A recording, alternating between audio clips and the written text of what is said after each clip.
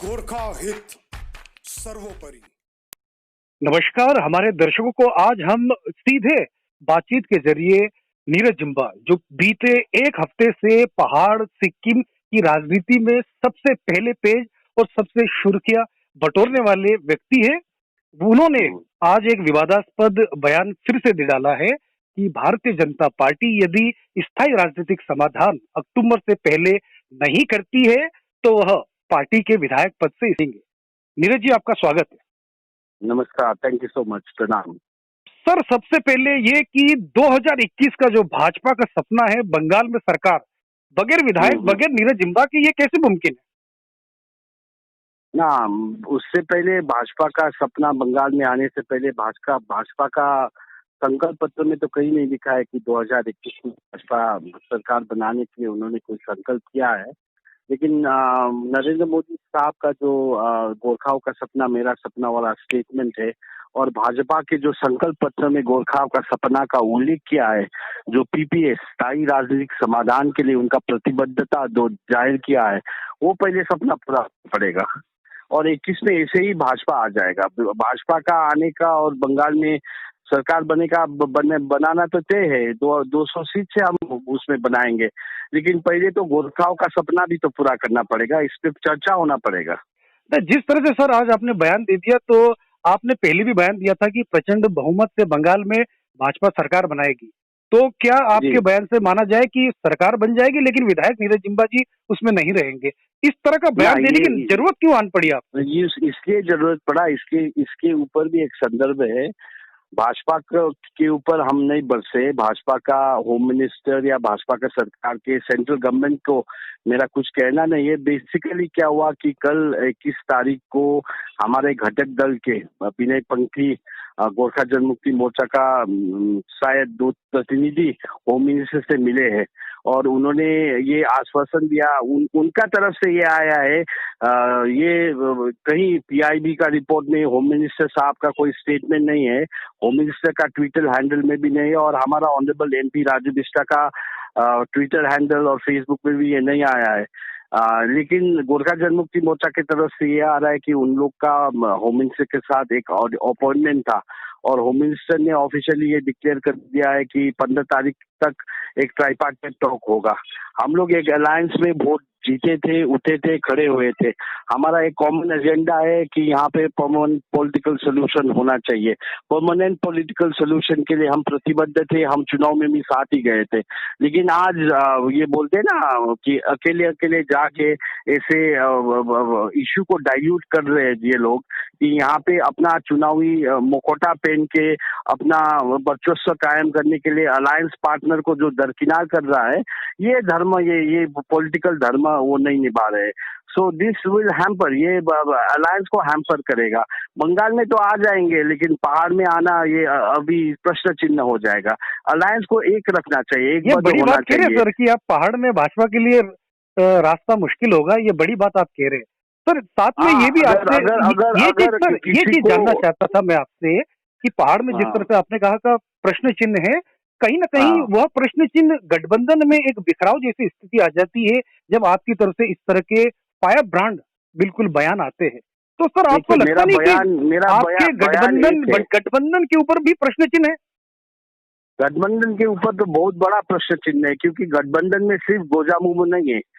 BJP के साथ सिर्फ गोरखा जनमुक्ति मोर्चा नहीं है, बीजेपी के साथ जेएनएलएफ है, बीजेपी के साथ सुमिति मोर्चा है, बीजेपी के साथ सीपीआरएम है, बीजेपी के साथ प्रताप खाटी जी का गोरखा लीग है और यहाँ पे बहुत साइलेंट वोटर्स जिसने बीजेपी को सपोर्ट किया है। देखिए, ये लोग को धाती में रख के आप अकेले अकेले ऐसा करेंगे तो ये तो आज का परंपरा नहीं है, 2007 से चल रहा है, हम देख रहे हैं। अभी बीजेपी को तो ये बताना जरूरी नहीं है ना, यहाँ का समस्या तो बीजेपी जानता है। गोरखालैंड के लिए वो करो, ये करो, दस्तावेज दो, ये समय नहीं है ना, ये तो जानता है। हमको एक ही चीज बताना है, अगर वो लोग नहीं जानते तो संकल्प पत्र में थोड़ी ना डालते। अभी देखिए, ये एकलता की नीति नेपाली में बोलते हैं कि आप अकेले करोगे, अकेले जाओगे, तस्वीर खिंचाओगे, हाँ, और कहीं भी नहीं आएगा, ये ऑफिशियल भी नहीं। ये सब चीज अभी जेएनएलएफ को भी, जेएनएलएफ की तरफ से हम बोल रहे हैं क्योंकि हम जेएनएलएफ का आदमी है। भाजपा का टिकट में मैंने जीता, लेकिन किस लिए जीता? इसलिए जीता कि मैंने बातों के लिए नहीं, माटों के लिए अपना राजनीति किया, माटी के लिए मैंने राजनीति किया है। सर तो पीपल का बहुत जी, सारा एक्सपेक्टेशन रहता है। तो लेकिन जिस ऐसे तरह से अकेले जाके राजू बिष्टा जी को ओवरलैपिंग करके आज राजू बिष्टा को भी आप उनका ओपिनियन लीजिए, क्यों राजू बिष्टा को आप गोरखा जनमुक्ति मोर्चा ओवरलैपिंग करके बिल्कुल बिल्कुल उनको उनसे बात साइडलाइन करेंगे। करके सुपरसीड करके जा रहे हैं। ये तो गठबंधन धर्म का पालन नहीं कर रहे वो लोग। तो हमको विचार करना पड़ेगा, 2021 से आगे हम लोग को विचार करना पड़ेगा, क्योंकि एक पॉलिटिकल पार्टी को, एक major political party, GNLF today is the major political party, क्योंकि बिल्कुल सर, मैंडेट जीएनएलएफ का। इसमें शक नहीं है। आप खुद जीत गए, वो प्रचंड 46,000 वोट से जीते। अभी हाल फिलहाल हाँ। आपके ही एक बयान में हमने देखा, जनता ने पुनः देखा इस चीज को। सर देखो, एकला चलो आपने कहा, पश्चिम बंगाल दौरे पे जब एकला चलो रे का नीति हम नहीं कर रहे, वो कर रहे हैं। अगर वो हमको भी मजबूर किया जाएगा तो 21 में हम बता देंगे किसका मत कितना है। और जो आज दिल्ली में जाके सिर्फ मीटिंग ही कर रहे हैं, सिर्फ दस्तावेज ही वो कर रहे हैं। ये दस्तावेज देना एक काम है, डेप्यूटेशन देना एक काम है, और तस्वीर खिंचा के पॉलिटिकल लाइमलाइट एक काम है। ग्राउंड रियलिटी फेस करना अलग बात है। ग्राउंड रियलिटी हम लोग फेस कर रहे हैं। हम लोग को प्रश्न देना पड़ेगा, आंसर देना पड़ेगा। मीडिया को, ऑपोजिशन को, हम लोग को आंसर देना पड़ेगा। पीपीएस क्या है, ये क्या कर रहा है, और ये लोग हमारा कंसल्टेशन बिना, और कैसा आदमी लोग जा रहे हैं इधर में, उनका वर्किंग प्रेसिडेंट है लोबसांग लामा, वो लोग को भेजना पड़ेगा। जिस आदमी को नाम ही नहीं सुना, ये डॉक्टर बिनु सुंदास कौन है, हमने तो नहीं सुना। हाँ, नीमाजी है, नीमाजी फील्ड में था, कलिंगुंगा है, लेकिन बिनु दास ऐसा आदमी को भेज के, अगर उस जगह में आरबी राय होता, महंगी सिंह होता, प्रताप खाती होता और राजू बिष्टा होता, तो और स्ट्रॉन्ग मैसेज जाता। तो ये इमेच्योरिटी ऑफ पॉलिटिक्स वो दिखा रहा है, गठबंधन को उल्लंघन कर रहे हैं। तो ये सब हम लोग इजीली डाइजेस्ट नहीं करेंगे। At least GNLF will not be a silent spectator. हम लोग का कोई ऑब्लिगेशन नहीं है, we have no obligation. Sir जिस तरह से आपने एकला चलो कहा, उसी में एक चीज और जोड़ना चाहूंगा। जिस तरह से पश्चिम बंगाल दौरे पे गृह मंत्री अमित शाह आए थे, आपने और आपके सांसद राजू बिष्ट ने, दोनों ने मुलाकात भी की थी, इसकी खबर हमने ही चलाई थी। तो सर जब आप वहां पे जाके अकेले मिल सकते हैं, ये पार्टी संगठन का मीटिंग था। पार्टी संगठन का मीटिंग में as an MLA of BJP I am allowed to meet the home minister. Raju Bisht is allowed to meet the home minister, but this is not an official meeting. This was not an official meeting. ये जो अभी बोल रहे हैं, ये भी official meeting नहीं है। फिर भी गठबंधन का सब श्लोक को लेके मिलना पड़ेगा। सर एक कड़वा सवाल आपसे, ट्रांसपेरेंसी नहीं होगा। जी सर, एक कड़वा सवाल आपसे ये भी पूछते हैं हम लोग, और पहाड़ की जनता काफी समय से ये सवाल दबे जुबान से पूछती है, हमसे ये बात करते हुए कई प्रश्न हमारे पास भी आते हैं, फीडबैक भी आते हैं। कहीं ना कहीं लोग कहते हैं कि फायर ब्रांड जो छवि के नीरज जिम्बा जी है, वह 2021 में अपनी स्थिति डावाडोल देखकर इस तरह के प्रपंच कर रही है। इस तरह के फीडबैक, इस तरह की जनता का कहना है, जो आपकी विरोधी धड़े तो जो अधिकतर संख्या में बढ़ते जा रहे हैं दिनों दिन। देखिए, अभी मेरे को 21 का कोई चिंता नहीं है। जो मैं फायर ब्रांड बना हूँ वो एमएलए नहीं था तब बना हूँ। एमएलए बना, सब पार्टी का वोट मिला, इसलिए मेरे को लगाम लग गया। 21 के आगे ही मैं ये लगाम उतारना चाहता हूँ। जब लगाम मेरे से उतर जाएगा, I will be more fire brand. अभी तो मैं राजनीतिक धर्म, राजनीतिक शिष्टाचार निभा रहा हूँ, मैं खुलेआम नहीं बोल रहा हूँ। अगर मेरे पास ये लगाम नहीं होता, मैं एमएलए का टैग नहीं होता, तो अब का बहुत कुछ मैं कर चुका होता हूँ। वो फायर ब्रांड इमेज मेरे को लाने के लिए ही ये लगाम मेरे को छोड़ना पड़ेगा, और लगाम जब मैं छोड़ूंगा तो मैं गोरखा के इंटरेस्ट में ही रहूंगा। तो सर क्या 2021 के चुनाव में, जो विधानसभा चुनाव है, उसमें आप ये लगाम आगे रहेंगे कि लगाम छोड़ेंगे?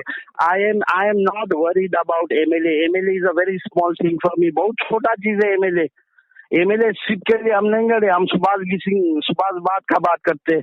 हमारे लिए परमानेंट पॉलिटिकल सोल्यूशन बहुत इंपॉर्टेंट है। आपके लिए परमानेंट सोल्यूशन, सर आपके लिए परमानेंट पॉलिटिकल सोल्यूशन क्या है? आपके लिए स्थायी राजनीतिक समाधान क्या है? हमारा लिए राजनीतिक परमानेंट पॉलिटिकल सोल्यूशन गोरखालैंड है। गोरखालैंड एक छुट्टे राज्य, जी, एक पृथक राज्य। Obviously Gorkhaland would be a separate state.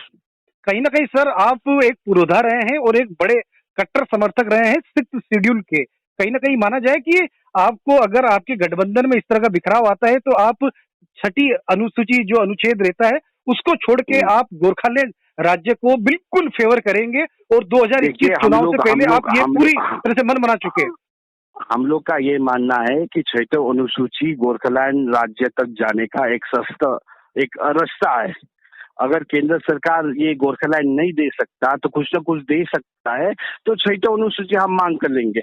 लेकिन अभी हम लोग we are at the stage of deliberation, देखेंगे जब तक बात नहीं होगा कैसे पता चलेगा। देने वाला का बात है, मांगने वाला का तो सबका बात। आप जैसे बोलते हैं गोरखा हित सर्वोपरि, गोरखा हित सबसे सर्वोपरि क्यों है? क्योंकि उसमें पृथक राज्य गोरखालैंड का बात है। हम लोग मांगने वाले से नहीं है, देने वाला होम मिनिस्ट्री है, देने वाला गवर्नमेंट ऑफ इंडिया है। उनका मनसा क्या है, उनका विचार क्या है, उनका उनके हाथ में गोरखा को देने के लिए क्या चीज है, वो जानने के लिए तो आपका एक मीटिंग होना पड़ेगा, तब हम उनको का मनसा समझ में आएंगे हम लोग को। तो इस तरह से हम लोग का पार्टी का अपना अपना स्टैंड रहेगा। लेकिन ये एक एक जाके अलग अलग होके ये करना, ये मेरे को ठीक नहीं लगता है। सर, अंत में एक सवाल आपसे पूछना चाहेंगे, क्योंकि आप भाजपा से ही, उनके संगठन से ही विधायक हैं, तो क्या भाजपा में आप किसी तरह का पत्राचार करेंगे कि यह सही नहीं है? इस तरह का आपने सोचा है? क्योंकि देखिए, पार्टी में एक संगठन बहुत मजबूत आधार रहता है और उस संगठन का एक तौर तरीका भी रहता है। तो उस तौर तरीके के हिसाब से आप जाएंगे कि चिट्ठी लिखेंगे कि ये सही नहीं, ये गलत है, ऐसा कीजिए, वैसा कीजिए, इस तरह का मन बनाया आपने? मैं बहुत आदमी हूँ, मेरे संगठन के ऊपर टीका टिप्पणी करने वाला कोई आदमी नहीं है। मैं जानता हूँ राजू जी को, राजू मिश्र साहब को जानता हूँ। मैंने उनको सुबह अवगत करवाया है, मैंने उनको बताया है कि आप भी अपना स्टैंड क्लियर कीजिए। आपको बाईपास करके, अलायंस को बाईपास करके ये लोग कभी ट्राइबल मिनिस्टर के पास जाते हैं, कभी होम मिनिस्टर के पास जाते हैं, कभी प्रेसिडेंट के पास जाते हैं, लेकिन आउटकम कुछ नहीं है। It has not been very productive outcome since last so many years. तो ये अकेला जाने के कारण हुआ है। अगर आपको अलायंस चाहिए, अलायंस का धर्म चाहिए, तो सबको संगठित लेके चलिए, नहीं तो अलायंस टूट जाएगा। अलायंस टूट जाएगा, आपने गंभीर बात कह दी, आपने हमसे बात की, लेकिन साथ में अंत में जितने भी दर्शक देख रहे हैं, एक चीज तो आपके बारे में विधायक जी कहना चाहेंगे कि लोग भले आपके विरोधी, क्षमा, आपको राजनीतिक रूप से अपरिपक्व कहते हैं, लेकिन हम लोगों ने आपको पिछले 10 साल से लगातार देखा है, वॉच किया है। हमें कहीं से नहीं लगता कि आप पॉलिटिकल एमेच्योर है। आपकी राजनीतिक परिपक्वता अक्टूबर के माह तक क्या गुल खिलाती है, ये देखने वाली बात होगी। सर, आपने हमसे बात की, आपका बहुत बहुत धन्यवाद। Thank you so much. Thank you so much.